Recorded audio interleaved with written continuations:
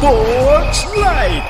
At para naman sa ating balitang pampalakasan, naghain ng proposed resolution number 822 si Senate Majority Leader Joel Villanueva upang parangalan ng Senado ang Gilas Pilipinas Men's Basketball Team sa kanilang pagsungkit ng ginto sa 19th Asian Games. Sa ilalim po ng nasabing resolusyon, binati ng Senador ang Gilas sa kanilang panalo sa Men's 5-on-5 basketball sa Hangzhou, China mula September 25 hanggang October 6. Dagdag pa nito, isa itong malaking pagkilala sa naging karera ng Gilas kahit na umabot lamang sila ng 2 linggong preparasyon bago ang nasabing torneo. Ito na rin umano ang ika-5 ginto ng Gilas sa Asian Games at una mula noong 1962.